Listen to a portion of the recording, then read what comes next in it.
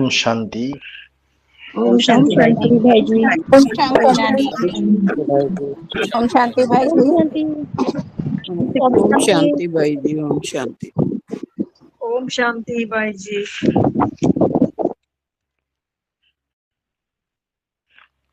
ये दूसरा अध्याय जो है भगवत गीता का, ये सांख्य योग है।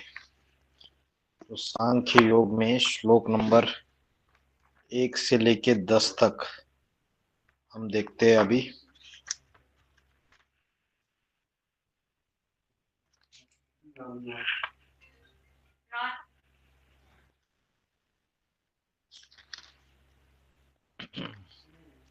तो सांख्य का अर्थ क्या है? सांख्य का अर्थ है स आख्या। आख्या माना विस्तार। जो भी ज्ञान है उसको विस्तार पूर्वक जो भगवान ने अर्जुन को बताया वो सांख्य योग्य, मतलब उसका विस्तार किया, उसकी व्याख्या की, व्याख्या के सहित स आख्या, वो सांख्य है। अभी 1 से लेके 10 तक जो श्लोक है, कुरुक्षेत्र के मैदान में पांडव और कौरव की सेना आमने सामने खड़ी है और बीच में भगवान जो सारथी बने हुए अर्जुन के रथ के, उनका रथ खड़ा हुआ है। और उस समय अर्जुन के अंदर जो विषाद उत्पन्न होता है, जो कायरता का भाव उत्पन्न होता है, और जो उसके हृदय में मलिनता आती है, जिसको बाबा बोलते हैं लोकलाज। समाज क्या बोलेगा, दुनिया वाले क्या बोलेंगे, रिश्तेदार क्या बोलेंगे।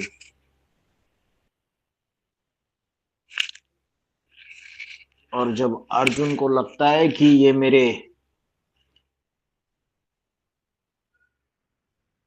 अपने हैं, भीष्म पितामह, द्रोणाचार्य, कृपाचार्य, जो कौरव की सेना की तरफ से खड़े हैं, ये मेरे अपने हैं, मैं इनको कैसे मारूं। तो ये भक्ति मार्ग में तो बताया जाता है, लेकिन कुरुक्षेत्र क्या है, अर्जुन का रथ कौन सा है और सारथी भगवान कैसे, इसका जो सूक्ष्म और गहरा अर्थ है वो हमें ज्ञान मार्ग में शिव बाबा बताते हैं। कुरुक्षेत्र, कुरु माना कर्म, क्षेत्र माना भूमि। ये कर्म युद्ध की भूमि है। तो हमारा जो शरीर है ये भी क्षेत्र है, और ये शरीर के द्वारा, इसके कर्मेंद्रियों के द्वारा हम अच्छे बुरे कर्म करते हैं, पुण्य कर्म पाप कर्म करते हैं। रोजमर्रा के जीवन में अनेक अनेक समस्याओं से हम उलझे हुए रहते हैं। तो नंबरवार हम सारे क्या है, अर्जुन है। अर्जुन का अर्थ है जो ज्ञान का अर्जन करने वाला। तो संगम युग में परमपिता परमात्मा शिव जब इस सृष्टि पर अति साधारण मनुष्य शरीर में अवतरित होते हैं, तब वो जो सच्चा सच्चा गीता ज्ञान सुनाते हैं, उस गीता ज्ञान को जो नंबरवार आत्माएं अपने जीवन में धारण करती है, सुनती है, समझती है, वही नंबरवार अर्जुन हो गए, ज्ञान का अर्जन करने वाले। और उसका दूसरा अर्थ है सद्भाग्य का अर्जन करने वाले। तो सद्भाग्य का अर्जन करने वाले संगम युग में स्वयं ईश्वर आके जब ज्ञान सुनाता है, तो वही समय सद्भाग्य अर्जन करने का समय है। बाकी 5000 साल के ड्रामा में ऐसा कोई भी समय नहीं है जिसमें भगवान स्वयं आके पढ़ाई पढ़ाता हो, स्वयं सदगुरु बन के, टीचर बन के, शिक्षक बन के आता हो। एक संगम युग का समय है जिस समय परमात्मा स्वयं आके ये ज्ञान की पढ़ाई पढ़ाते हैं। तो जो ज्ञान की पढ़ाई पढ़ते अपने आत्मा के अंदर वो ज्ञान धारण करते हैं, तो नर से नारायण बनने की शिक्षा परमात्मा आके देते, तो सद्भाग्य का अर्जन करते हैं, मनुष्य से देवता बन जाते हैं, जिसके द्वारा नई दुनिया स्वर्ग शुरू हो जाता है। स्वर्ग की दुनिया कहो, सतयुग कहो, रामराज्य कहो, लक्ष्मी नारायण का राज्य कहो, जन्नत कहो, हेवन कहो, पैराडाइज कहो, उसकी शुरुआत हो जाती है। तो संगम युग जो 100 साल का है, उसमें जिन्होंने डायरेक्टली भगवान से पढ़ाई पढ़ी, इस कलयुगी भौतिक दुनिया को ठोकर मारी और अपने जीवन में वो ज्ञान धारण कर लिया, अपने आत्मा में वो ज्ञान धारण कर लिया, वो सद्भाग्य का अर्जन करने वाले नंबरवार अर्जुन है। फिर अर्जुन के रथ में जो नंबर 1 अर्जुन है, वो मनुष्य सृष्टि का बाप है। वो नंबर 1 अर्जुन जो मनुष्य सृष्टि का बाप है, वही राम वाली आत्मा है। और वो जो राम है,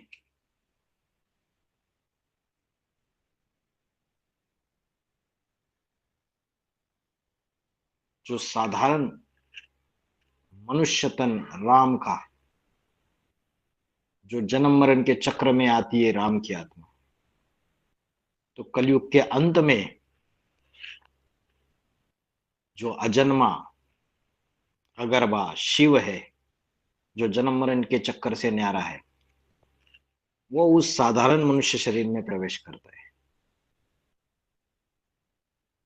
तो अर्जुन का शरीर माना उस मनुष्य सृष्टि का जो बाप है उसका शरीर, और उस शरीर रूपी रथ का जो सारथी है वो स्वयं भगवान है। तो उस शरीर में जो प्रवेश करती है वो शिव की आत्मा है। वो शिव जो परम पिता परमात्मा है, सारी आत्माओं का पिता है, वो प्रवेश करके उसके शरीर में सारथी का काम करता है। सारथी क्या करता है? सारथी रथ को चलाता है, उचित दिशा में लेके जाता है। तो जब ऐसी परिस्थिति होती है कि युद्ध अभी शुरू होने वाला है, भगवान ने जिन बच्चों को ज्ञान दिया उसमें 2 कैटेगरीज तैयार हो गई। ब्रह्मा के तन से जो ज्ञान सुनाया उसमें 2 कैटेगरीज तैयार हो गए। कौन से 2 कैटेगरीज, कौन बताएगा? ब्रह्मा के मुख एक से जो ज्ञान, मुख वंशावली मुख वंशावली और कुख वंशावली। और कुख वंशावली। एक मुख वंशावली और एक कुख वंशावली। हाँ जी, हाँ जी, ब्रह्मा मुख वंशावली और ब्रह्मा कुख वंशावली। तो जो मुख वंशावली है, तो जो परमात्मा के मुख से, ब्रह्मा के मुख से जो ईश्वरीय ज्ञान निकला, मुरलिया और अव्यक्तवाणियां, उसको ही सर्वे सर्वा मानने वाले। बाबा ने मुरली में बोला है, मुरली तुम बच्चों का जीदान का अधिकार है, मुरली तुम बच्चों की लाठी है। जैसे आप देखते कोई साधु ऋषि, बड़े बड़े सन्यासी हमेशा अपने हाथ में लाठी लेके चलते, दंड लेके चलते। तो वो कहा की यादगार है, संगम युग की यादगार है। चाहे कुछ भी हो जाए, मुरली में जो श्रीमत है वही हमारे लिए सब कुछ है। तो जो मुखवंशावली बच्चे रहेंगे, वो मुरली के अनुसार, अव्यक्तवाणियों के अनुसार, जो परमात्मा के महावाक्य है उसके अनुसार संगम युग में चलने वाले होंगे। वो श्रेष्ठ ब्राह्मण होंगे। ब्राह्मणों की भी 9 कैटेगरीज है। उसमें ऊंचते ऊंच ब्राह्मण भी है और नीचते नीच ब्राह्मण भी है। तो ये ब्रह्मा मुखवंशावली जो है वो मुरली और अव्यक्तवाणी ईश्वर के जो महावाक्य है, ईश्वर ने जो आके गीता ज्ञान सुनाया उसको अपने जीवन में फॉलो करने वाले, अपनी आत्मा में धारण करने वाले बच्चे। दूसरे ब्रह्मा कुखवंशावली, कुख माना गोद। अरे वाह, बड़ा सेंटर है वो, दिल्ली में विजय विहार रोहिणी का बड़ा सेंटर है। वहां वो बहन जी ने मेरे को कोर्स किया था।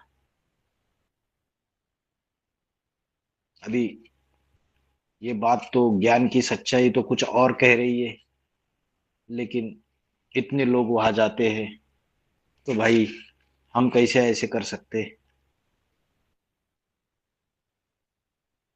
तो मुरली का ज्ञान कुछ अलग कह रहा है, बहन जी कुछ अलग कह रही है, और सिर्फ दिखावे मात्र के लिए बड़ा सेंटर है, बहन जी मीठा बात करती है, बहुत अच्छा ट्रीटमेंट देते हैं मेरे से सेवा के लिए मुझे बुलाया भी जाता है, मुझे मान मर्तबा भी मिलता है।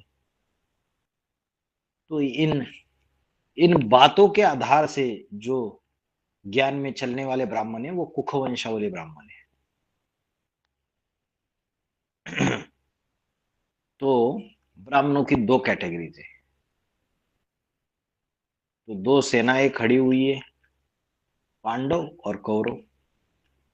पांडव जो है मुट्ठी भर है, थोड़े हैं, जिनका साथी सिर्फ भगवान है। भगवान ने जो ज्ञान आके सुनाया उस ज्ञान के आधार से चलने वाले। कौरव की तादाद ढेर की ढेर है। तो ये ब्राह्मणों की दुनिया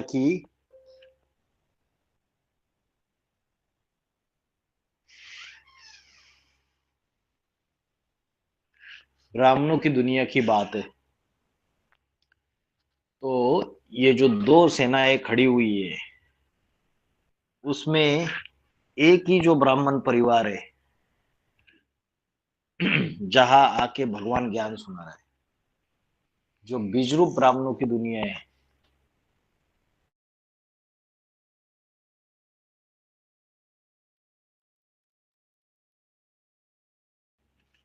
जो बीजरूप ब्राह्मणों की दुनिया है एडवांस पार्टी, और जो आधार मूर्तों की दुनिया है, पहले तो बेसिक ज्ञान के आधार से जब एडवांस में नए नए आए तो जो बेसिक ब्राह्मणों की दुनिया है उनको कौरव समझते थे, और एडवांस में सारे पांडव समझते। जब एडवांस पार्टी के अंदर भी ज्ञान जब गहराई में जाता है और सूक्ष्मता में जाता है तो बीजों में ही जो सारी दुनिया के बीज है इसमें यादव कौरव पांडव तीनों होने चाहिए। और जो यादवों की सेना है उन्होंने किसका साथ दिया? कौरव का साथ दिया। अब पांडवों को सिर्फ भगवान का सहारा था। तो अभी क्या होता है, अर्जुन जो है, जो नंबरवार अर्जुन है, अभी जब ये लड़ाई छिड़ जाती है, घर गृहस्थ महाभारी महाभारत गृह युद्ध कब छिड़ जाती है? जब एडवांस पार्टी का जो मुखिया है बाप वो गुप्त हो जाता है 2018 में। गुप्त होने के बाद नवग्रह आपस में टकराएंगे। तो ये जो ज्ञान और अज्ञान की, सत्य और असत्य की, धर्म और अधर्म की ये जो लड़ाई छिड़ जाती है, इस लड़ाई में अभी प्रश्न आता है नंबरवार जो अर्जुन है उनको कि किसका साथ दे, क्या करे क्या न करे। हृदय व्याकुल हो जाता है। ब्राह्मण परिवार की भी लोकलाजे, रिश्तेदार है, समाज की लोकलाजे, तो कैसे करे, क्या कर्म करे क्या कर्म ना करे, किसका साथ दे किसका साथ न दे। ऐसे ही अर्जुन की हालत हो गई। और अर्जुन अश्रुपूर्ण व्याकुल नेत्रों से, उसके नेत्रों में, उसकी आंखों में आंसू आ गए, दुखी हो गया, बहुत मोह आ गया कि ये तो मेरे अपने हैं।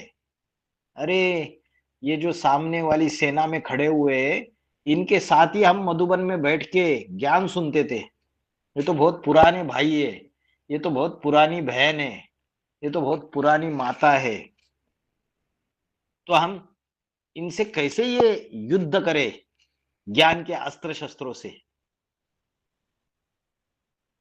अरे बाबा ने तो मुरली में बोला है कि परिवार में सहन करना है, सामना नहीं करना है। तो एडवांस पार्टी की दुनिया में भी परिवार जो है वो 9 इसमें डिवाइड हो जाता है। पक्के पक्के सूर्यवंशियों का ग्रुप बहुत छोटा सा दिखाई देता है।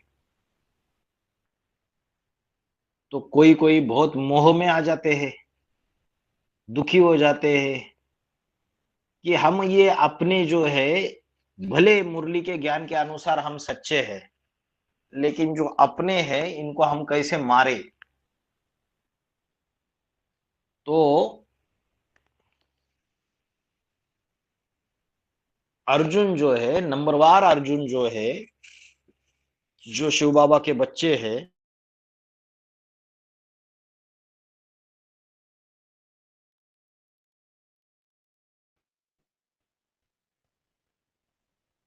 क्योंकि जिस ईश्वरीय परिवार में जाएंगे, सभी के साथ सालों साल ईश्वरीय ज्ञान सुनेंगे,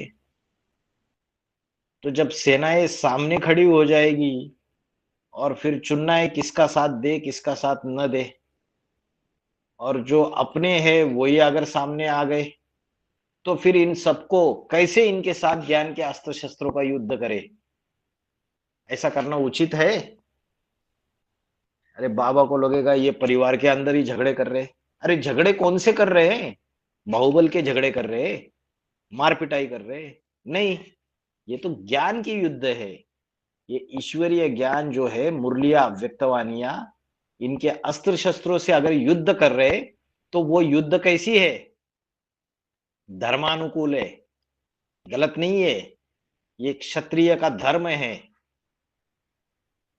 तो ये जो श्लोक 1 से लेके 10 तक, ये नंबरवार जो अर्जुन है, इनके अंदर कैसे कायरता आ जाती है,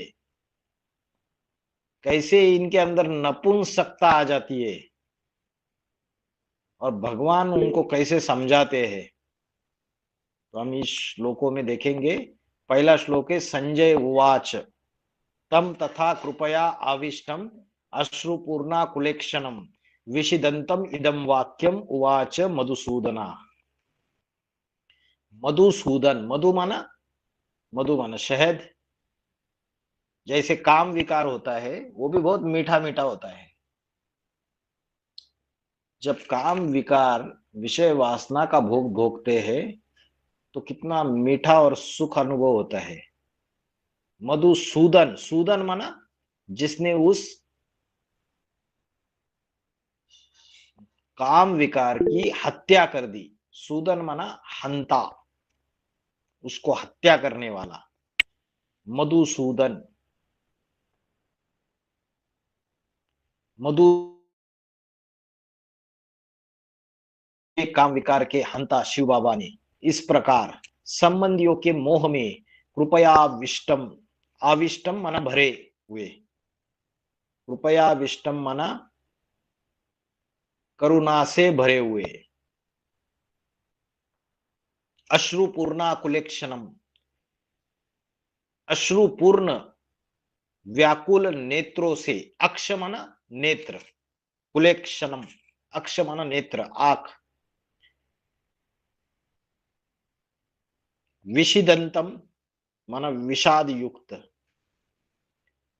तो संजय जो है वो क्या बोलता है? शिव बाबा जो काम विकार की हत्या करने वाले मधुसूदन, तो कौन सी ऐसी देवता है जिसने काम विकार की हत्या कर दी और शास्त्रों में उसका नाम बहुत प्रसिद्ध है? शंकर। शंकर। शंकर है। कामदेव को भस्म किया। लेकिन गीता का भगवान कृष्ण को समझते हैं सारी दुनिया। भारत में भी जितने धर्म मठ पंथ है, आज कोई भी इस बात को अस्वीकार नहीं करता कि गीता का भगवान कृष्ण नहीं है। सारे के सारे मानते हैं कि गीता का भगवान कृष्ण है। लेकिन भगवत गीता में बोला मधुसूदन, उस काम विकार की हत्या करने वाला, और शिव शंकर भोलेनाथ के लिए बोला है काम विकार को भस्म किया। कृष्ण के लिए तो ऐसी कोई भी बात नहीं है। शिव शंकर भोलेनाथ के लिए कि कामदेव को भस्म किया। कामदेव माना अपने अंदर के काम विकार को पहले पहले जलाया। तो ये मधुसूदन जो है ये कृष्ण के लिए लागू नहीं होता है। कृष्ण की जितनी भी कथाएं दिखाई गई शास्त्रों में, उसमें कहीं कोई ऐसी कथा नहीं आती कि जिसने अपने काम विकार को भस्म किया होगा। कृष्ण को तो उल्टा 16,108 पत्नियां दिखाई, गोप गोपिकाएं दिखाई, अनेक गोपियों के साथ रास करते हुए दिखाया हुआ है। राम को तो मर्यादा पुरुषोत्तम बोला है। राम के लिए भी ऐसा कभी नहीं बोला कि उन्होंने काम विकार को भस्म कर दिया। लेकिन एक शिव शंकर भोलेनाथ है जिनके लिए मधुसूदन ये शब्द लागू होता है। तो मधुसूदन कौन है? शिव बाबा, कृष्ण नहीं है।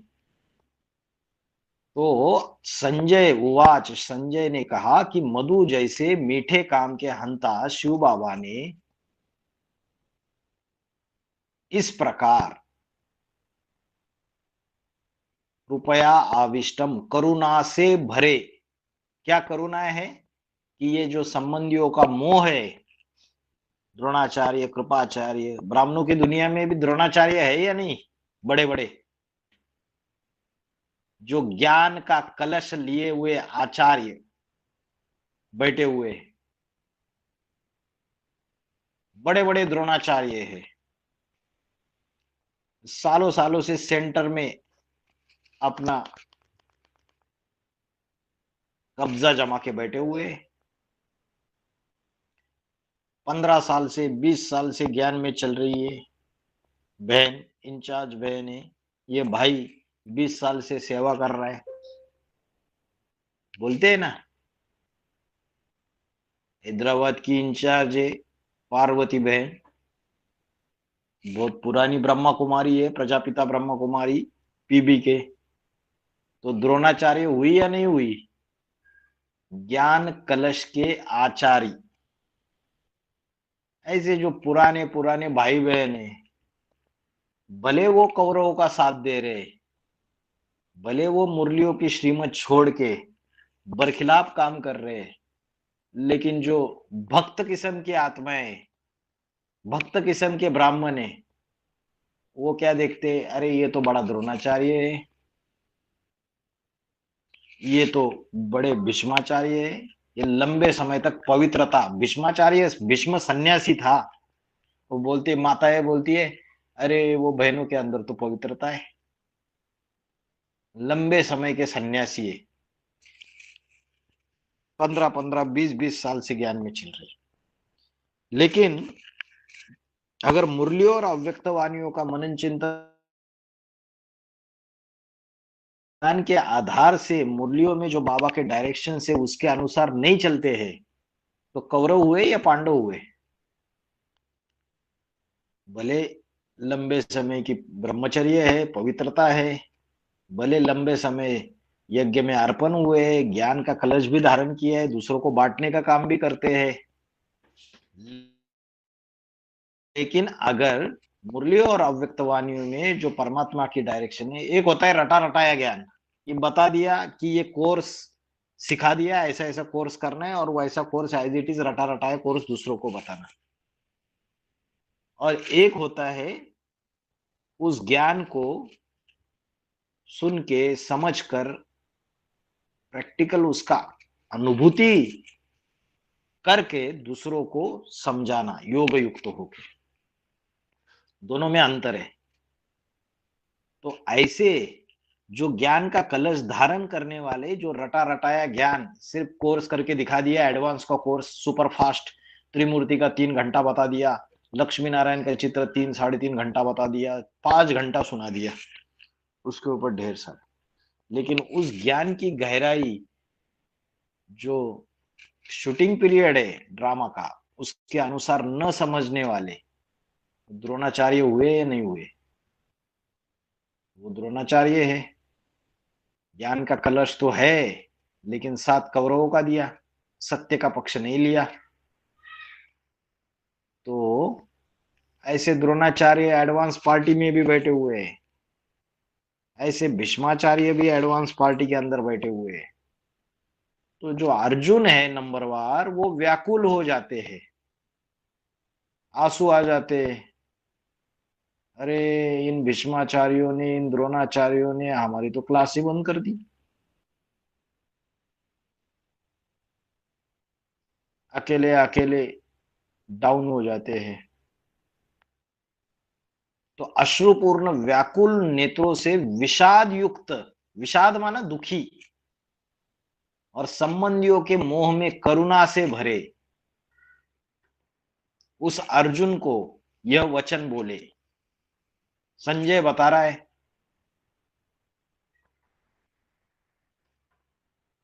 क्या वचन बोले, अभी आगे आएगा। भगवान वाच, देखो अर्जुन की हालत क्या हो गई, रोया भी। यहां भी नंबरवार रोते हैं। बताइए, दुख होता है तो रोते हैं या नहीं रोते?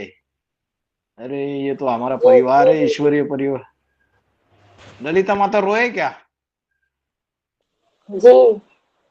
अच्छा, देखो ललिता माता भी रोए। देखो भगवान के घर में आए हम। ये हम सोचते हैं कि ये ब्राह्मण परिवार में सारे अपने। यहाँ तो भगवान भी रोए। भगवान को भी तो रुला देते हैं। बाबा ने बोला, ये जो ब्रह्मा को जितना रुलाया, उतना बाप को जितना रुलाया किसी को नहीं रुलाया। सबसे ज्यादा ग्लानि होती है शिव बाबा की, फिर ब्रह्मा की, फिर नंबरवार बच्चों की। वो भी रोता है कि मेरे बच्चे ही मेरे सबसे ज्यादा ग्लानि करते हैं। तो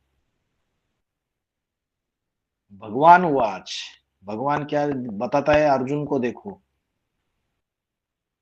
कुतस्वा कश्मलम इदम विषमे समुपस्थितम अनार्य जुष्टम अस्वर्ग्यम अकीर्तिकरम अर्जुन। देखो, असमय में, विषमे, विषमे माना असमय। एक होता है समय, एक होता है असमय। असमय माना गलत समय। अभी जैसे शाम को 7-8 बजे तक खाना खाना चाहिए, रात को कोई 12 बजे खाना खा रहा है, तो वो क्या हो गया, असमय हो गया। तो इधर क्या बोला है, कश्मलम। कश्मलम का अर्थ क्या है? कश्मलम का अर्थ है मलिनता या मोह। जैसे हम बोलते हैं ना, मैला हो गया, मैल चढ़ गया, या मेरा हृदय मलिन हो गया किसी बात से। अकीर्तिकरम, एक होती है कीर्ति और एक होती है अपकीर्ति। माना अरे मेरा क्या मान मर्तबा रह जाएगा ब्राह्मण परिवार में, फिर घर वाले भी बोलेंगे अरे क्या चल रहा है आप लोगों का, ये ज्ञान में आप आपस में ये लड़ाई झगड़ा कर रहे हो, तो मेरी तो अपकीर्ति हो जाएगी। अर्जुन को क्या लग रहा है कि अपकीर्ति हो जाएगी, मैं अगर मेरे अपनों से ये लड़ाई लड़ूंगा, ज्ञान बान के अस्त्र शस्त्रों से, ज्ञान के अस्त्र शस्त्रों से मैं युद्ध लड़ूंगा, तो मेरी तो अपकीर्ति हो जाएगी। घर वाले जो ज्ञान में नहीं चलते हैं वो भी बोलेंगे, वो भी अपकीर्ति करेंगे। जो ब्राह्मण परिवार वाले हैं वो भी अपकीर्ति करेंगे। कश्मलम, तो ये जो मलिनता मेरे हृदय में आएगी, और क्या बोला? अनार्य जुष्टम। अनार्य जुष्ट का अर्थम क्या है? मतलब अनार्य सेवित। और गहराई में देखेंगे हम। और बोला समुपस्थितम। समुपस्थितम इसका अर्थ क्या है? इसका अर्थ है प्राप्त हुआ। कृत। कृत माना किस हेतु से या कहा से। तो अर्जुन तो क्षत्रिय है, तो अर्जुन को भगवान कहते हैं कृत स्वा, माना कहा से, किस तरीके से। ये असमय में, ये गलत समय है। अभी तो दोनों सेनाएं सामने खड़ी हुई है, अभी तू बोल रहा है कि युद्ध नहीं करूंगा, मैं मेरे अपनों को कैसे मारूं? ये तो बहुत गलत है। उससे अच्छा तो मर जाना। मुझे कोई वैभव नहीं चाहिए, कोई पृथ्वी का राज्य नहीं चाहिए, कोई मुझे इनको मैं मार कर भी अगर पृथ्वी का वैभव मुझे मिलेगा वो भी नहीं चाहिए। तो भगवान बोलते हैं इस गलत समय में जब सारी दोनों सेनाएं सामने खड़ी हुई है एक दूसरे के, ऐसे समय तू ये ऐसी बातें तेरे बुद्धि में कैसे आ रही है? अर्जुन को बोलते हैं अरे क्या हो गया अपने, क्या हो गया तुझे? असमय में अनार्य सेवित। आर्य अनार्य। आर्य माना बाबा ने क्या बोला है? आर्य का अर्थ सुधरे हुए, और अनार्य माना जो सुधरे हुए नहीं है। तो ब्राह्मण परिवार के अंदर ये आर्य और अनार्य, सूर्यवंशी और विधर्मी आत्माएं। तो असमय में अनार्य सेवित ये जो विधर्मी है, इनके अंदर जैसे निश्चय अनिश्चय का चक्र ज्यादा चलता है। बाप के ऊपर पूरे निश्चय बुद्धि नहीं रहते हैं, वो सूर्य को एज इट इज फॉलो करने वाले नहीं रहते हैं। तो ऐसे अनार्य सेवित अस्वर्गम। अस्वर्गम माना स्वर्ग में न ले जाने वाली। अस्वर्गम, अ माना नहीं, इदम माना यह। इस असमय में जब दोनों सेनाएं सामने खड़ी हुई है, तब तेरे अंदर ये विधर्मी भाव, ये अनिश्चय कैसे आ रहा है तेरे कि स्वर्ग में न ले जाने वाली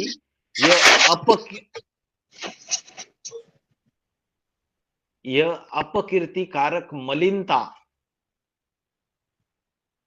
तुझ में कहां से आई? हृदय में मलिनता आ गई। कैसी मलिनता आ गई? अरे भाई मेरी तो मान शान कम हो जाएगा, ब्राह्मण परिवार में क्या सोचेंगे, घर वाले क्या सोचेंगे, रिश्तेदार क्या सोचेंगे, और क्या करना है आपस में लड़ाई झगड़ा करके स्वर्ग भी मिल गया तो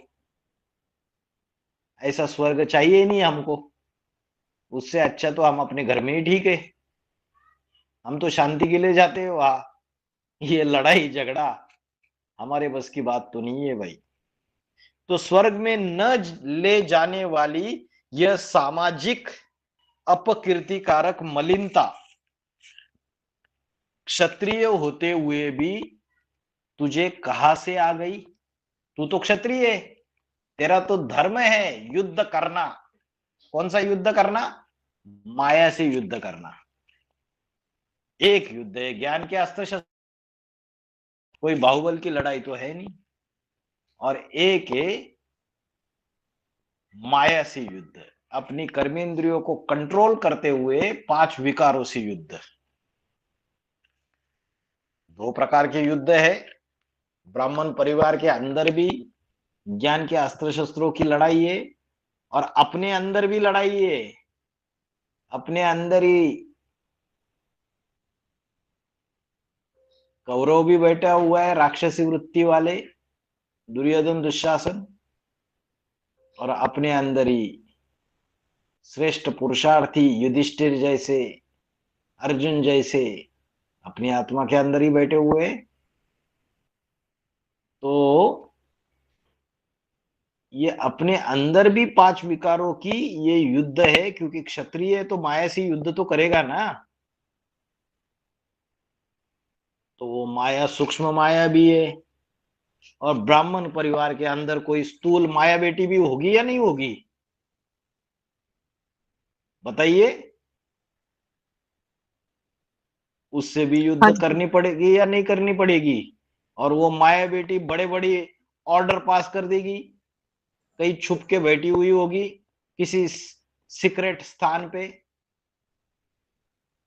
छुपी हुई बैठी होगी, वहां से बड़े बड़े फतवे निकालेगी, तो उससे भी युद्ध करनी पड़ेगी। क्योंकि बाबा ने मुरली में बोला है, माया ने प्रकृति से हाथ मिला दिया है। तो मिलाया है नहीं मिलाया है? प्रकृति क्या करती है? विनाश का कार्य करती है महाकाली बन के। और बाप गुप्त होने के बाद जो माया बेटी है, वो भी ब्राह्मण परिवार के अंदर आज की तारीख में विनाश का कार्य कर रही है या स्थापना का कार्य कर रही है? संगठन बना रही है या संगठन जो बना हुआ है बाप ने उसको तोड़वा रही है? क्या कर रही है? तुड़वा रही है। जब तोड़वा रही है तो महावाक्य साबित हुआ है नहीं, माया ने प्रकृति से हाथ मिला दिया है। हाथ मिलाना मतलब क्या? हाथ मिलाना माना प्रकृति का जो रोल है वही रोल माया बेटी भी प्ले कर रही है, और ब्राह्मण परिवार इस बात को गहराई से समझ नहीं पा रहा है। नहीं तो कौन बाबा ने सालों साल से बनाए हुए संगठन, इतने अच्छे अच्छे बच्चे, कोई बहन कोई बहन अगर यज्ञ छोड़ के चली जाती है, उनके पूरे के पूरे परिवार वालों के क्लासेस बंद करवा रहे, कुछ भी सोचा नहीं जा रहा है। अरे भाई, जिन्होंने 10-10 साल 15-15 साल अपना सब कुछ लगा दिया, अभी उनकी क्या गलती है भाई? कन्या नहीं रहती है, उसको जो भी है वो चली गई तो ठीक है, वो नहीं करे आपके नियम के अनुसार। आप उनके भाई बहन, उनके घर वाले, माता पिता, सभी के क्लासेस बंद कर दोगे?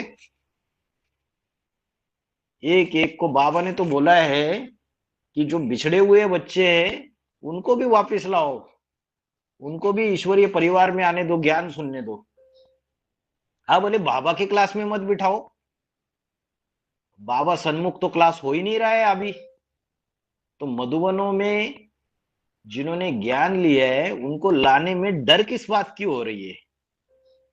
क्या प्रॉब्लम क्या है?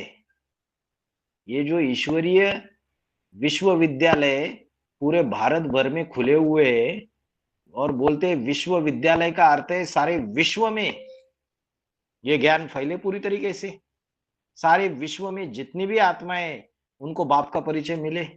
अभी जो थोड़े बहुत बिजरूप एडवांस पार्टी के अंदर जो ब्राह्मण बच्चे, उनको ही माया बेटी उनके ही पीछे पड़ी हुई है हाथ धोके। तो विनाश का कार्य कर रही है, स्थापना का कार्य कर रही है?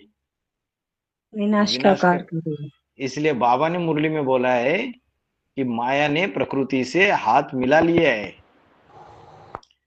तो क्षत्रिय धर्म है ना अर्जुन का, तो भगवान बोलते हैं क्षत्रिय होते हुए भी तेरे अंदर ये मलिनता कहां से आई कि मेरी अपकृति हो जाएगी? क्या करना है? किसने देखा है? कब बाबा वापिस आएंगे? कब स्वर्ग स्थापन हो जाएगा? जंगल में मोर नाचा किसने देखा? नंबर वार एडवांस पार्टी के अंदर आज अनिश्चय बुद्धि में जा रहे, अकाले मौत हो रही है। एडवांस पार्टी के अंदर बड़े बड़े महारथियों की मौत हो रही है। ऐसा समय चल रहा है अभी 2024, आपको बता रहे, पता नहीं होगा आप लोगों को। ऐसी हालत है, अंदर से टूटे पड़े हुए हैं। अरे क्या, किसको पता स्वर्ग आएगा नहीं आएगा? वो वहां से जगदम्बा ऑडियो मैसेज डाल रही है, जगदम्बा माँ की मैं तो इस संस्था को छोड़कर चली गई हूँ, और मैं मेरे पति और मेरे फैमिली के साथ एकदम वैवाहिक जीवन जी रही हूँ, मेरा इस संस्था से कोई कनेक्शन नहीं है, और मेरा नाम आगे से कहीं भी आध्यात्मिक विश्वविद्यालय के जो निश्चय पत्र है कहीं भी उसका इस्तेमाल ना किया जाए। अभी कितनी बड़ी परीक्षा, जिसको बाप ने बताया ये तुम्हारी अम्मा है, वो अम्मा बोलती है मैं अम्मा नहीं हूं, तो अनिश्चय बुद्धि मौत मरेंगे या नहीं मरेंगे? मरेंगे। तो जो क्षत्रिय है अर्जुन, उसके अंदर ये आया, अरे स्वर्ग कब आएगा, अरे क्या करना है स्वर्ग, स्वर्ग में जाके यहाँ ही मैं न्याय नहीं दे पा रहा हूं, यहाँ ही अपने को मारू, क्यों लड़ाई झगड़ा करना है, हम तो शांति के लिए आते हैं, घर में भी अशांति रहती है तो यहाँ के ज्ञान लेते मधुबन में, यहाँ भी अशांति, अरे ये क्या, हमको नहीं चाहिए ये सब कुछ, भाई शांति से चले उतना अच्छा है। अर्जुन को बोला तू तो कायर है, भगवान ने बोला तेरे अंदर ये अपकीर्तिकारक मलिनता क्षत्रिय होते हुए भी कहां से आई तेरे अंदर? फिर दूसरे अध्याय के तीसरे श्लोक में बोला क्लेब्यम मास्म गम पार्थ नैतत्व ये उपपद्यते क्षुद्रम हृदय दौर्बल्यम त्यक्त्वा उत्तिष्ठ परंतप।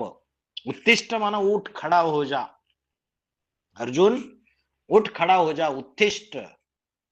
क्लेब्यम, क्लेब्यम माना नपुंसक, हिजड़ा, नपुंसक मत बन। अरे तेरे अंदर का वो पौरुष्य कहाँ चला गया,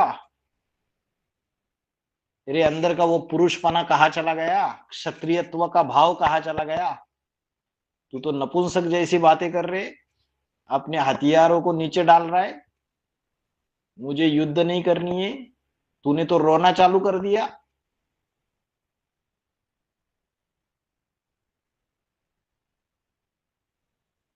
तो क्लेबेम, क्लेबेम माना नपुंसक, मां, मां माना मत,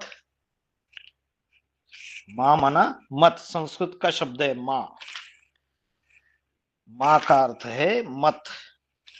फिर उसके बाद उपपद्यते, न उपपद्यते माना योग्य नहीं है,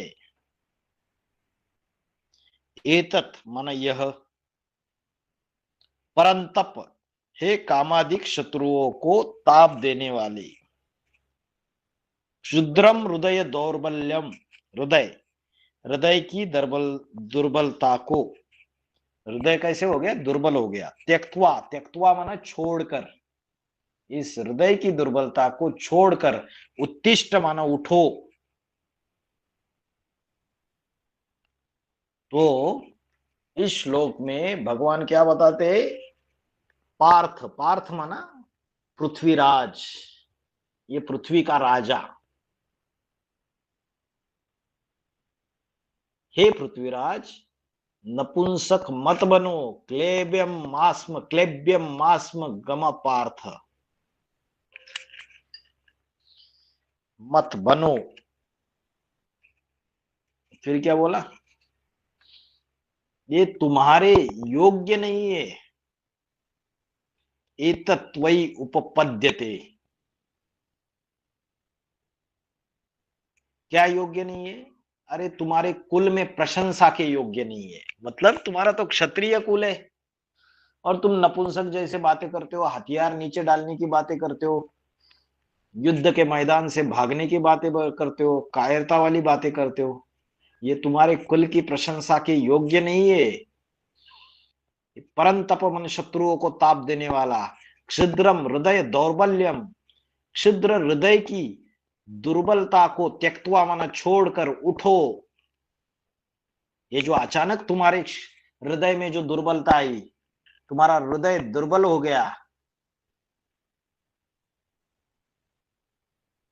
इसको छोड़ दो और उठो, उत्तिष्ठ, उठो माना उठ खड़े हो जाओ। ये क्या नपुंसक जैसी बातें कर रहे हो,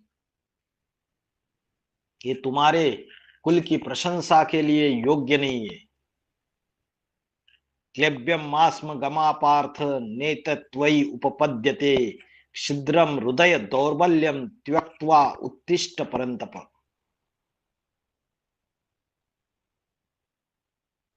उसके बाद चौथा श्लोक दूसरे अध्याय का। अर्जुन उवाच। अभी अर्जुन क्या बोलता है? अभी इतनी डांट लगाई भगवान ने अर्जुन को, बोला नपुंसक है तू तो अभी अर्जुन क्या बोलता है?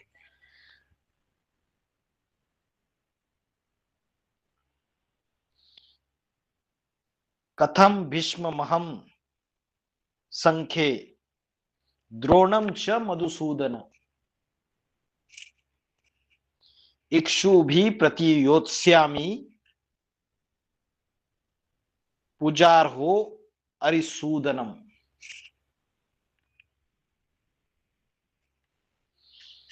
अरि, अरि माना क्या? अरि माना दुश्मन। शत्रु। हाँ, शत्रु, दुश्मन। सूदन, सूदन माना शत्रुओं का नाश करना, हत्या करना उनकी। तो उसको अरिसूदन शब्द यूज किया, मधुसूदन शब्द यूज किया, परंतप शब्द यूज किया। देखो, शत्रुओं को ताप देने वाला। फिर से इधर बोला मधुसूदन। भीष्म जैसे बाबाओं और महान प्राचार्य द्रोण के प्रति क्या बोला? भीष्मम अहम संख्ये द्रोणम।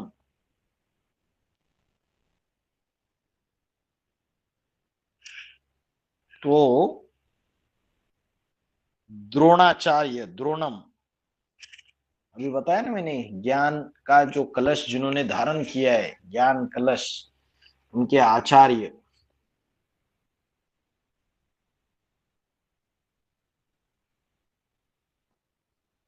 योत्स्यामी, योत्स्यामी का अर्थ क्या है? योत्स्यामी माना युद्ध, योत्स्यामी माना युद्ध। और इधर लिखा है प्रतियोत्स्यामी, युद्ध करूंगा। कथम, कथम माना कैसे, कैसे युद्ध करूंगा। कथम प्रतियोत्स्यामी, कैसे युद्ध करूंगा। और संख्ये, संख्ये माना युद्ध में। कौन सा युद्ध है ये? धर्म युद्ध है, धारणाओं का युद्ध है, ज्ञान की धारणाओं का युद्ध है। और क्या बोला? इधर शब्द है इक्षुभि, इक्षुभि का अर्थ है बाण। कौन से बाण? ज्ञान बाण। तो अर्जुन ने बोला कि ये मधु जैसे मिठास भरे काम विकार के हंता, माना काम विकार को मार डालने वाले, भगवान को बोल रहे, भीष्म जैसे बाबाओं और महान द्रोणाचार्य जैसे जो गुरु बन के बैठे हुए यज्ञ के अंदर, इनके प्रति धर्म युद्ध में मैं ज्ञान बाणों से कैसे युद्ध करूंगा।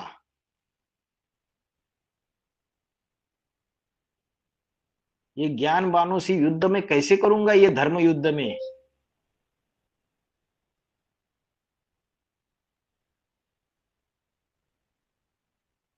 और बोला अरिसूदन पुजार हो, ये जो है पुजार हो माना पूजनीय है मेरे लिए, ये सम्माननीय है मेरे लिए, और मुझे बचपन से ही बहुत प्यार देते आ रहे। अरे जब मैं भट्टी किया था ना, ज्ञान में आया था, तो सेंटर में यही बहन जी थी। ये गीता पाठशाला की ये जो माता है ना, इन्होंने ही मेरे को ज्ञान में लाया है। अभी वो बोल रहे हैं कि अरे आप क्या ज्ञान की बात बोल रहे हो, गहराई वाली, उसको छोड़ दो। तो वो तो माता जी ने मेरे को ज्ञान में लाया है, मेरे लिए तो सम्माननीय है, पूजनीय है, मुझे बचपन से ही बहुत प्यार देती है वो जो बहन जी है। यही ब्रह्म कुमारी से जब एडवांस में आए तब भी ऐसा ही हुआ। अब ये एडवांस में भी बाप गुप्त होने के बाद जो 8 बाप समान आत्माएं, वो जब सीट पे सेट हो जाती है, जिनके द्वारा ईश्वरीय परिवार की पालना होने लग पड़ती है, उस समय ये धर्म अधर्म का युद्ध, ये 8 राजाइयां जब स्पष्ट दिखाई देती है, तब ये सारा, जैसे अर्जुन को मोहजाल में फंस गया, वैसे सारी की सारी परीक्षाएं ये नंबरवार अर्जुनों के ऊपर आ रही है या नहीं आ रही है, बताइए। आ रही है जी। आ रहे हैं। हाँ जी, हाँ जी। तो बोल रहे कि अरे वो बहन तो पुरानी है, हम कैसे उनसे ज्ञान से युद्ध करेंगे, अरे सेंटर की शांति भंग हो जाएगी ना। उन्होंने तो वीडियो में ऐसे निकाल दिया, लेकिन हम जाके कैसे बोलेंगे उनको, वहां बाकी के स्टूडेंट्स भी, बाबा का घर है, डिस्टर्ब हो जाएगा ना। अरे तो अर्जुन बोल रहा है, ज्ञान बानों से इस धर्म युद्ध में कटाक्ष पूर्वक अपमान से मैं कैसे युद्ध करूंगा, इन महान प्राचार्यों से, आचार्यों से, द्रोणाचार्यों से, इन बाबाओं से जो मुझे बचपन से ही बहुत प्यार देते आ रहे, सम्माननीय, पूजनीय। तो नंबरवार अर्जुन है। भगवत गीता को इस तरीके से समझो, सिर्फ गीता के श्लोक रटने से कुछ नहीं होगा। गीता के सारे श्लोक संगम युग में, पुरुषोत्तम संगम युग में, ब्राह्मण परिवार में एज इट इज टैली होते हैं। समझ में आया? कथम भीष्म अहम संख्ये द्रोणम च मधुसूदन इशुभी प्रतियोत्स्यामि पुजार हो अरिसूदन। ठीक है, दूसरे अध्याय का 4था श्लोक। 5वें पे आ जाओ। मतलब 4थे में तो यही बोला कि कैसे युद्ध करूं मैं इनके साथ, बस इतना ही ध्यान में रखो। ये तो सारे मेरे लिए पूजनीय है, मैं ज्ञानवान कैसे मारूं इनके प्रति। बहुत सी माताएं बोलती भी है, हम तो युक्ति से चलेंगे, हम तो युक्ति से चलते रहेंगे। अरे जब तीर कमान दिए हुए, ज्ञान के बाण है मुरलियों के, तो डर किस बात का। ज्ञान के बाण चलाओ, जो सत्य है वो मुरली के अंदर है। बाबा ने मुरली में बोला है, ये ब्रह्म कुमारी भी कोई प्रजा कुमारी बनेगी, कोई राजा कुमारी बनेगी, तो किसी की गारंटी है? गारंटी तो है ही नहीं। अंदर वाले रह जाएंगे, बाहर वाले ले जाएंगे, तो गारंटी तो किसी की नहीं है।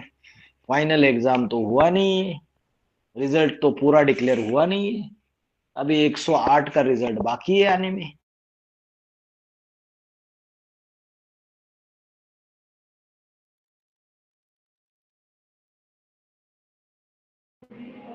ओम शांति भाई जी, कामारी मर्तन बोले तो एक बार बताइए ना। कामारी मर्तन, अरी बोले तो आपने मारने वाला बोला ना। अरी मना शत्रु बताया भाई जी सुनाई अरी नहीं दिया। मीन्स शत्रु बताया, शत्रु दुश्मन। हरी माना शत्रु माता जी। अच्छी बात है। शत्रु बताई, भाई जी ने बताया।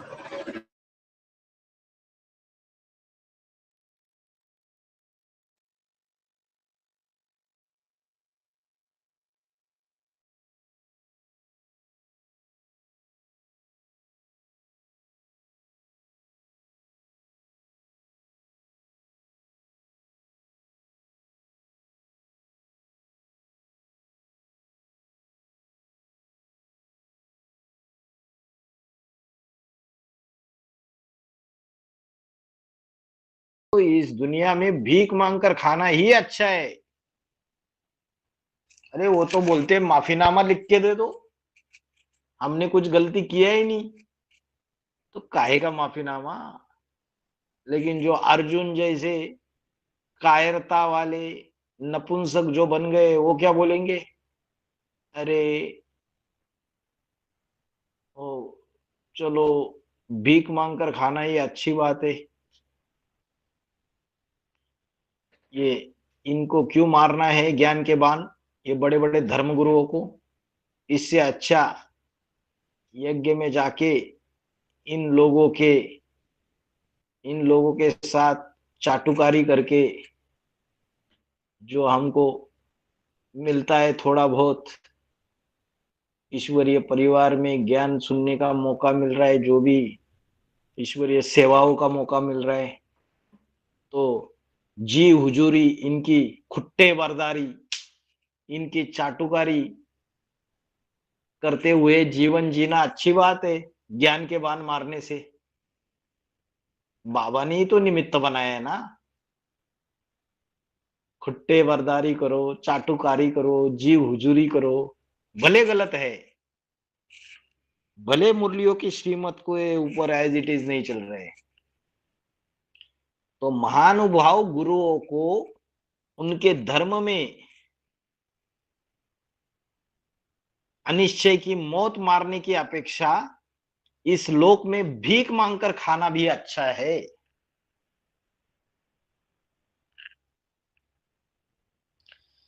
गुरु न हत्वा, हत्वा माना हत्या करना, उनको मार डालना। महानुभावान श्रेयो भोक्तुम भैक्ष्यमपि इह लोके, उससे अच्छा तो भीख मांग के खाना है इनको मारने की अपेक्षा। फिर क्या बोला?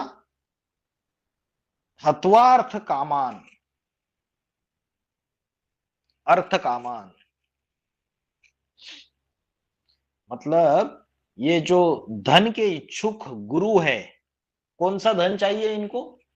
मान मर्तबे का, सत्ता का, इनको धन के ये लोलुप हो चुके हैं पूरी तरीके से बाप गुप्त होने के बाद।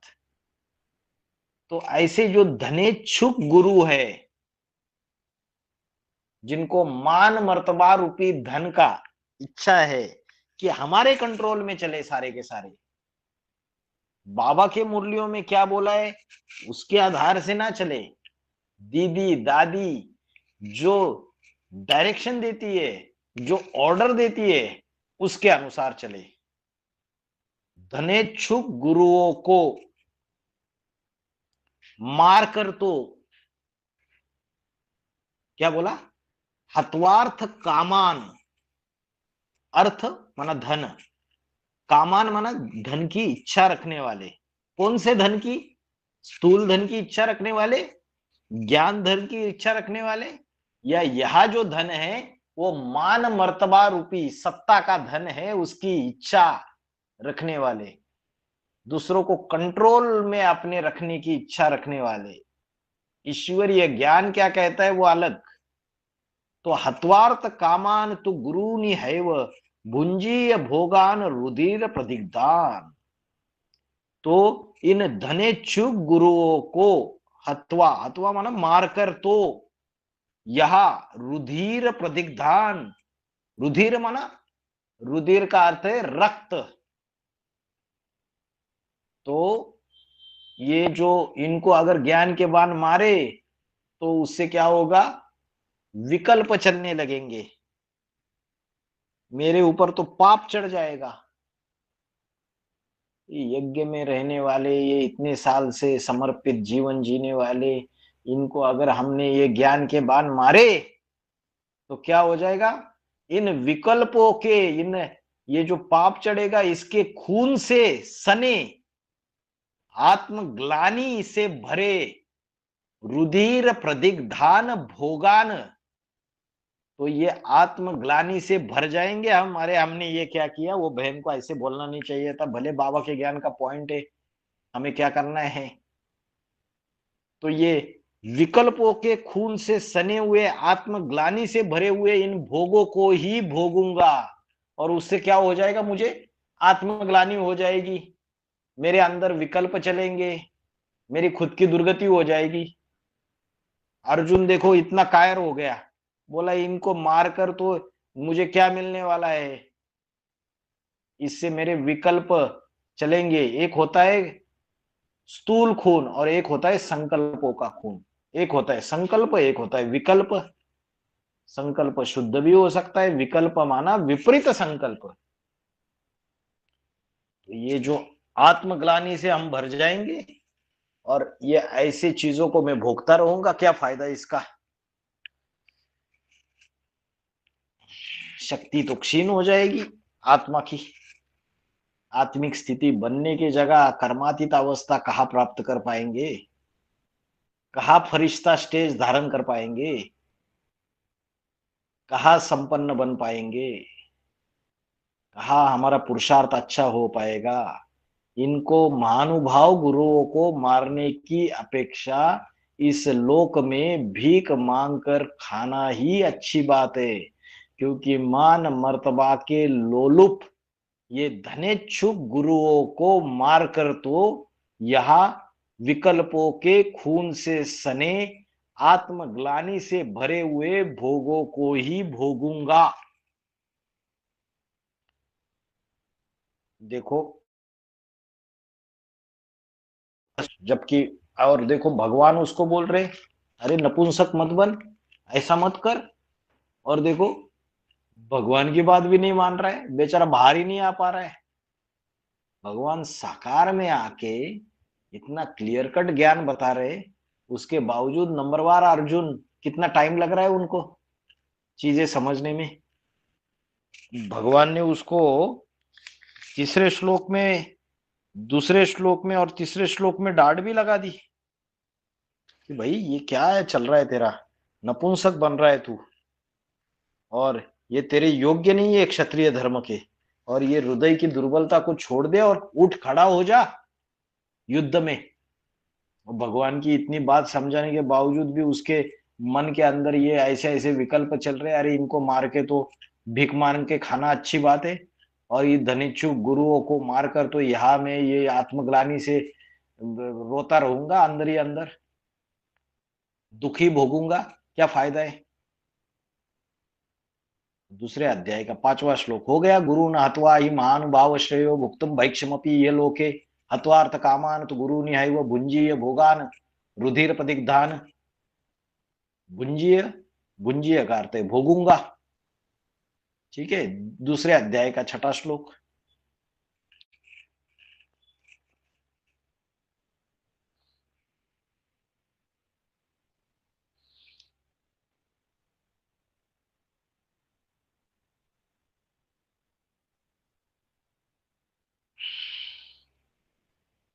न चैतेत न चैतेत विदम न चैतेत विदम कतरन्नो गरियो यद्दा जयम यदि वानो जयेयु यानेव हत्वान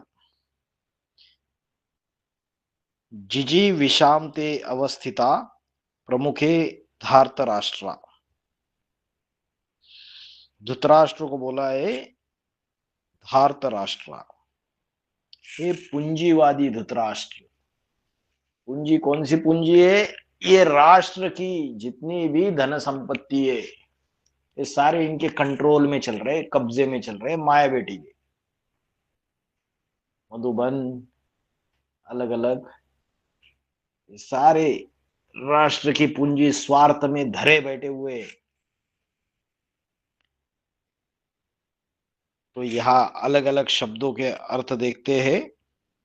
च माना और, कत्तरत, कत्तरत माना क्या, गरीय, गरीय माना श्रेष्ठ है,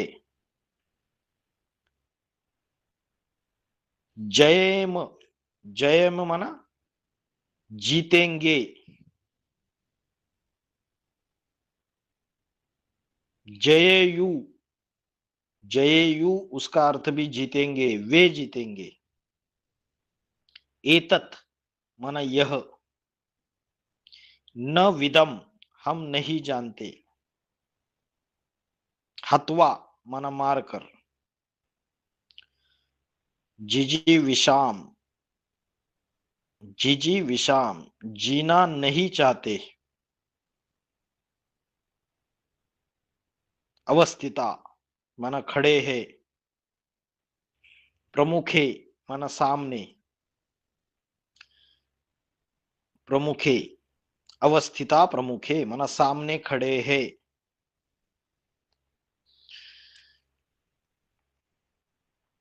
गरिय माना श्रेष्ठ, कतरत माना क्या, न माना हमारे लिए। तो अर्जुन क्या बोलता है आगे, और हमारे लिए क्या श्रेष्ठ है, अथवा हम जीतेंगे, अथवा यदि हमको वे जीतेंगे, यह हम नहीं जानते। न विदम, भगवान को बोल रहे हैं और हमारे लिए क्या श्रेष्ठ है,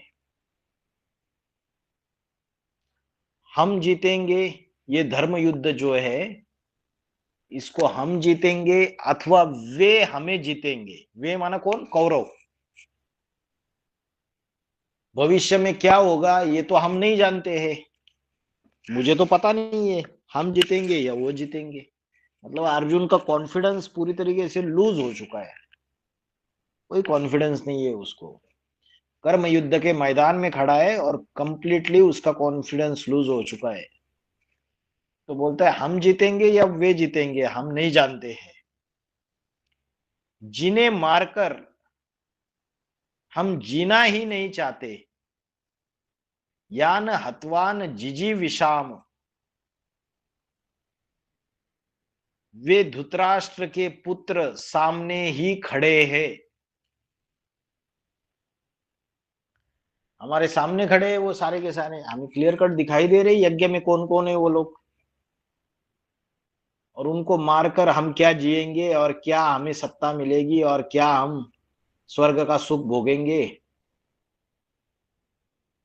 उससे तो हम आत्मग्लानि से भर जाएंगे। हमारे लिए क्या श्रेष्ठ है, भगवान को पूछ रहे हैं। हम जीतेंगे अथवा वे जीतेंगे ये हम नहीं जानते। जिन्हें मारकर हम जीना ही नहीं चाहते, वे धृतराष्ट्र के पुत्र सामने ही खड़े, प्रमुखे एव अवस्थिता, अवस्थिता प्रमुखे धार्तराष्ट्रा, यानेव हत्वा न जिजी विषामस्ते, विषाम, जिजी विषाम मतलब हम जीना नहीं चाहते उनको मारकर।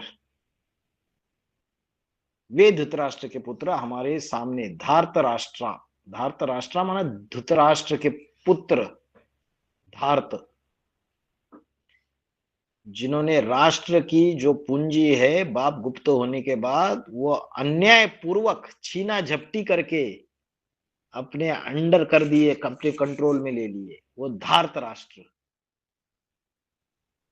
दूसरे अध्याय का 7वां श्लोक। भाई जी, जीजी विषम का अर्थ बोले जीना नहीं चाहते, नौ जीजी विषम का भी एक ही अर्थ होगा, जीना नहीं चाहते।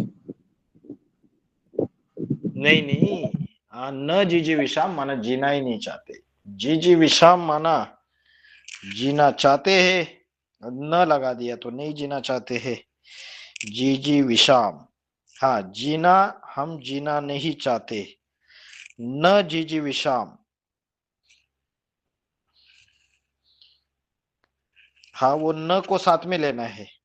सिर्फ जीजी विषाम का अर्थ जीना चाहते हैं और न जीजी विषाम लगा दिया तो जीना नहीं चाहते हैं। ठीक है, उसको साथ में लेना है। उसके बाद आगे चलो,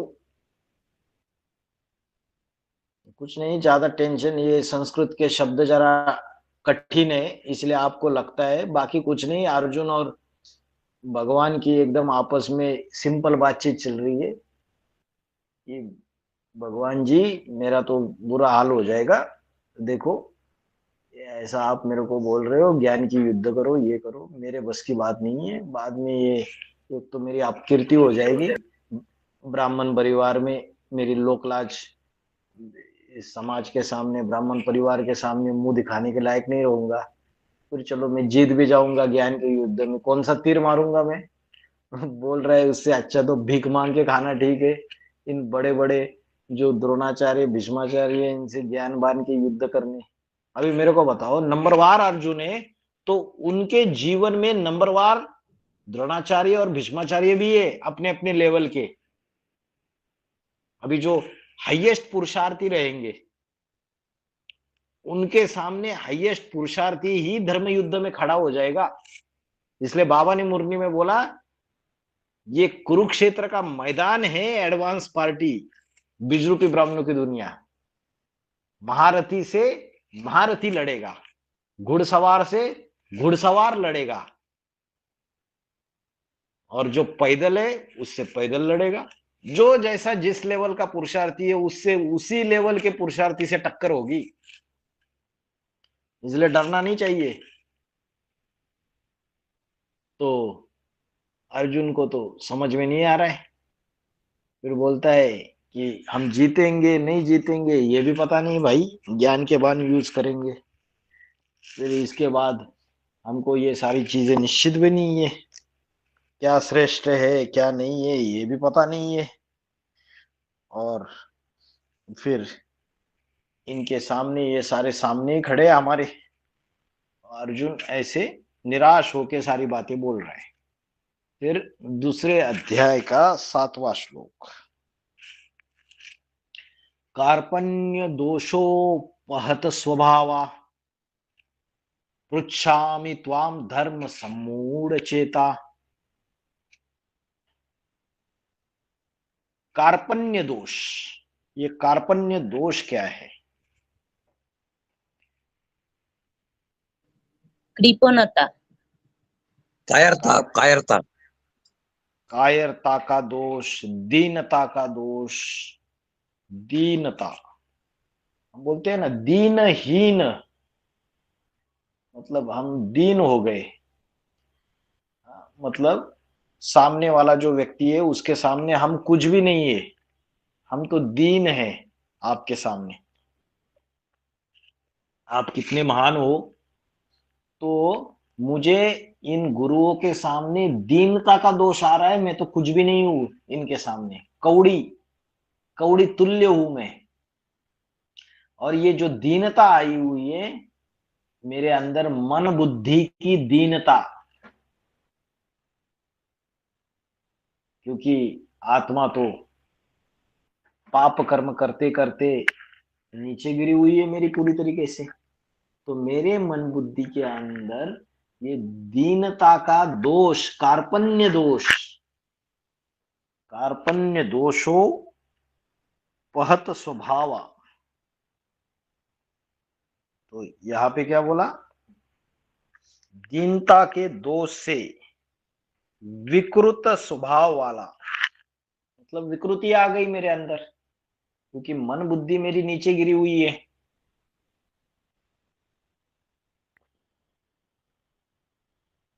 पुच्छामि पुच्छामि पृच्छामि पृच्छामि त्वाम धर्म सम्मूढ़ चेता। पृच्छामि का अर्थ है कि पूछता हूं,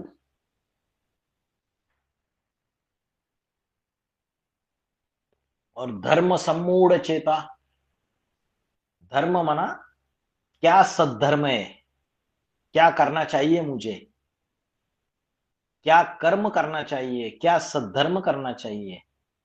इन बातों में मैं कैसे बन गया? सम्मूढ़ चेता। इन बातों में मैं पूरी तरीके से मूढ़ बन चुका हूं। मूढ़ माना महामूर्ख बन चुका हूं मैं। सद्धर्म कर्म, क्या कर्म करूं क्या कर्म नहीं करूं, बाप तो है नहीं सामने, बाप तो गुप्त हो गया। अभी ये धर्म कर्म की बातों में मैं महामूर्ख, मैं आप भगवान से पूछता हूं कि मैं तो दीनता के दोष से विकृत स्वभाव वाला, सद्धर्म कर्म की बातों में महामूर्ख बन चुका हूं।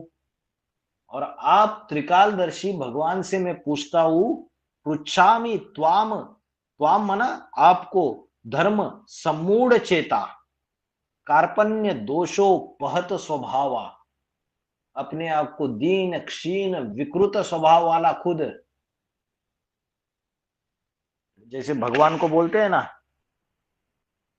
कि मुझ निर्गुण हारे में कोई गुण नहीं, वैसे अर्जुन की हालत हो गई है।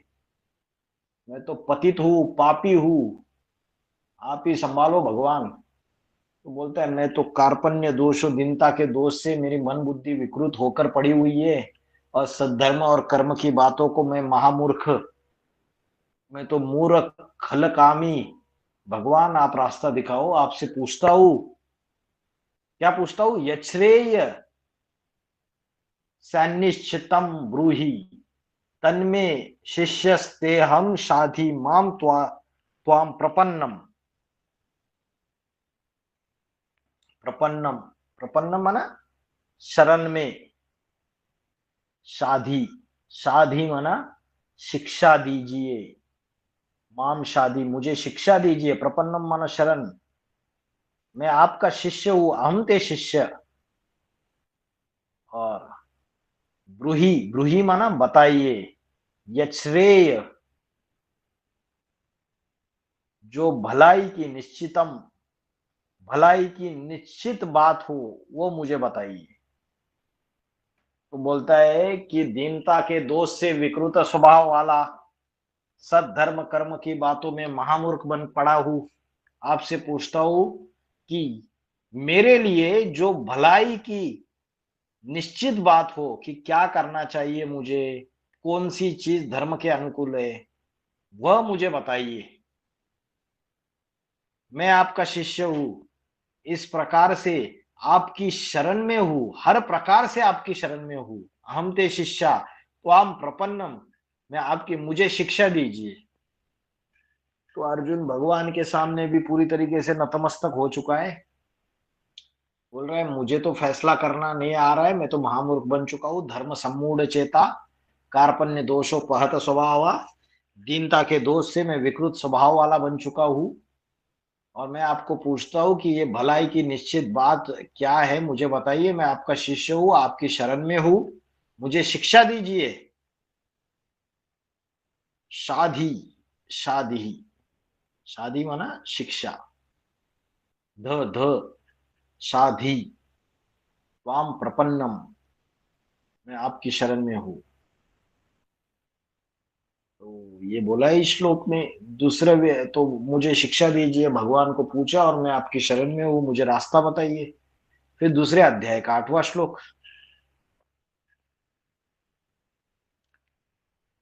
नहीं प्रपश्यामि मम अपनुद्यात यत् शोकम उच्छोषणम इंद्रियानम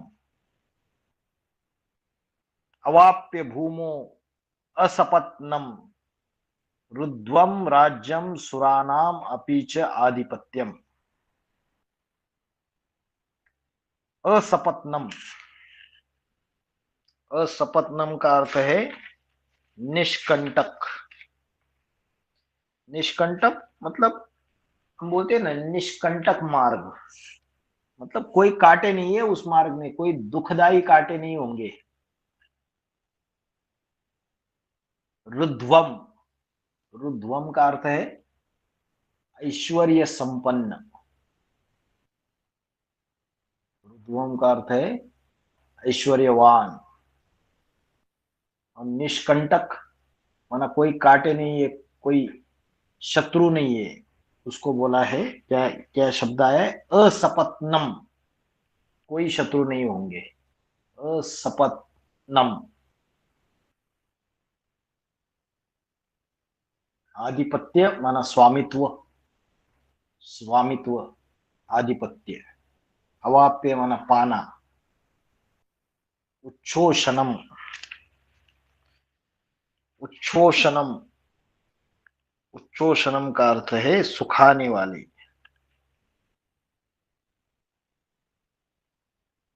शोकम माना शोक, शोक माना दुख। प्रपश्यामी, प्रपश्यामी माना देखता हूं।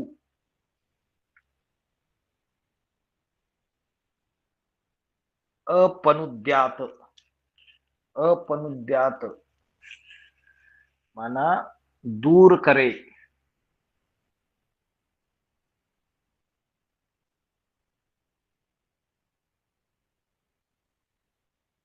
प्रपश्यामी, प्रपश्यामी का अर्थ क्या बताया? देखता हूं। न प्रपश्यामी माना नहीं देखता हूं, नहीं प्रपश्यामी। मम अपनुद्यात यत शोकम, ये जो शोक है अपनुद्यात, मम मन मेरा, शोकम मन दुख, अपनुद्यात मन दूर करे, मेरे शोक को दूर करे। मम अपनुद्यात यत शोकम, यत माना जो, जो मेरा ये दुख है इसको दूर करो। नहीं प्रपश्यामी, वैसा मैं नहीं देखता। क्या क्या नहीं देखता? क्योंकि ये पृथ्वी पर भूमो, भूमो, भूमो शब्द आया है, देखिए, अवाप्य भूमो, ये पृथ्वी पर निष्कटंक, निष्कंटक, निष्कंटक माना असपत्नम, असपत्नम का अर्थ है निष्कंटक। निष्कंटक माना शत्रु नहीं है कोई भी, कंटक माना शत्रु, कोई भी शत्रु नहीं है। तो क्या बोला? अवाप्य भूमा, मतलब पृथ्वी पर निष्कंटक और रुद्वम ऐश्वर्य संपन्न राज्य, सुरानाम, सुरानाम और देवों का स्वामित्व पा करके, अवाप्य माना पा करके भी, जो इंद्रियों को उच्छोषणम सुखाने वाले मेरे शोक को दूर करे, वैसा मैं नहीं देखता, वैसा मैं नहीं देखता। नहीं प्रपश्यामी, मतलब इसका मतलब ये है कि चलो ये ऐश्वर्य मुझे मिल भी गया, शत्रु विहीन माना सारे शत्रु मेरे खत्म हो गए, मुझे ऐश्वर्यवान विश्व का राज्य मिल गया, मैं विश्व का मालिक बन गया, देवों का स्वामित्व मिल गया मुझे, लेकिन ये पा करके भी जो इंद्रियों को सुखाने वाले मेरे जो शोक है उसको दूर हो जाएंगे, ये मेरा शोक ऐसा मैं देख नहीं पा रहा हूं, मुझे इसमें कोई कल्याण दिखाई नहीं दे रहा है कि इतना सब कुछ पाकर भी मेरे इंद्रियों को सुखाने वाले मेरे जो शोक है उसको दूर दूर हो जाएंगे ये शोक। ऐसा मैं कल्याण नहीं देख रहा हूं कि इन लोगों को मार भी दिया, सत्ता भी मिल गई, स्वामित्व भी मिल गया, तो इंद्रियों को सुखाने वाले मेरे शोक को दूर करे, ये मेरा शोक जो दुख है ये दूर हो जाएंगे। ये इंद्रियों में जो फंसी रहती है बुद्धि, इंद्रियों के भोगों में फंसी रहती है, तो ये जो मेरे शोक है ये दूर हो जाए, ऐसा तो मुझे कुछ लग नहीं रहा है, ऐसा तो कुछ दिख नहीं रहा है। तो अर्जुन का कहना है ये सब कुछ मिल भी गया भगवान जी मुझे, फिर भी क्या फायदा है, इंद्रिय मेरी थोड़ी कंट्रोल में आ जाएगी और इंद्रियों के ये जो दुख है ये तो मिलते ही रहेंगे मुझे, फायदा है कोई? संजय वो आज अभी बीच में संजय बोलता है, क्या बोलता है संजय उवाच, दूसरे अध्याय का 9वां श्लोक, एवं उक्त्वा ऋषिकेशम गुडाकेश परंतप न योत्स्य इति गोविंदम उक्त्वा तुष्णीम बभूवः, बभूव माना स्पष्ट, बभूव माना हो गया, एवं उक्त्वा, उक्त्वा माना कहने के बाद, उक्त्वा न योत्से, योत्से माना युद्ध, न योत्से युद्ध नहीं करूंगा, इति माना ऐसा, गुड़ाकेश, गुड़ाकेश का अर्थ क्या है? निद्राजीत, निद्राजीत प्रजापिता ब्रह्मा, परंतप कामादिक शत्रुओं को ताप देने वाला, ऋषिकेशम गोविंदम इंद्रिय रूपी घोड़ों के स्वामी, ऋषिकेश। देखो कितने सारे शब्द आ गए इसमें, भगवान के लिए क्या क्या बोला, परंतप, गुड़ाकेश, ऋषिकेश इंद्रिय रूपी घोड़े के स्वामी, गोविंदम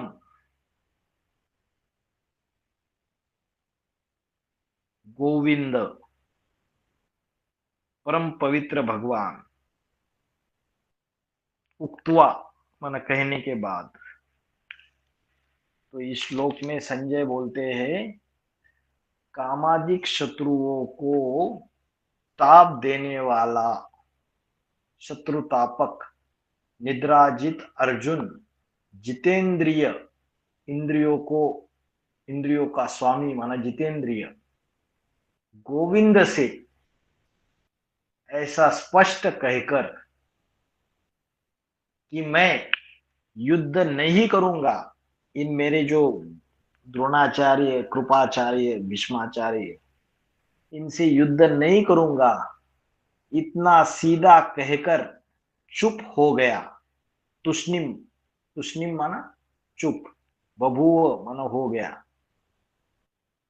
तो शत्रुतापक निद्राजित अर्जुन जितेंद्रिय गोविंद से ऐसा स्पष्ट कहकर कि मैं युद्ध नहीं करूंगा, इतना सीधा कहकर चुप हो गया। संजय बता रहा है धृतराष्ट्र को,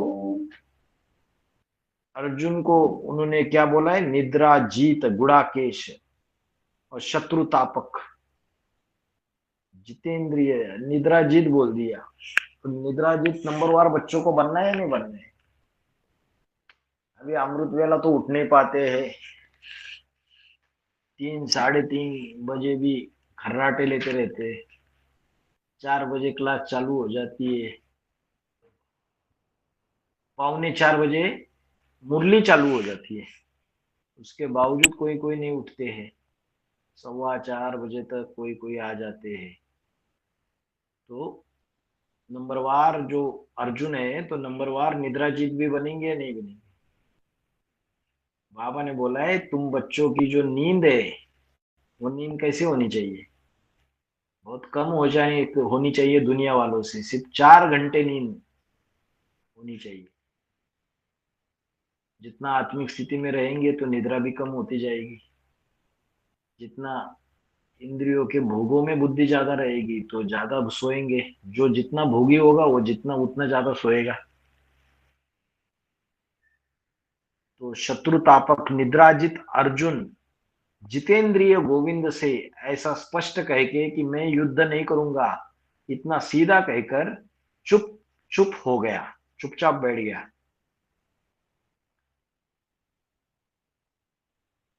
फिर दूसरे अध्याय का 10वां श्लोक, तमुवाच ऋषिकेश प्रहसन्नीव भारत सेन योरु भयोर्मध्ये विषिदंतम इदम वचा। हे भारत, भारत माना भरतवंशी राजा,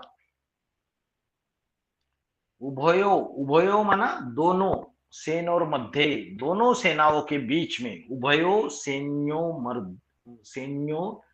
सैन्योर मध्य, दोनों सेनाओं के बीच में, विषिदंतम जो शोकाकुल माना दुखी जो हो गया है, दुखी उस अर्जुन से,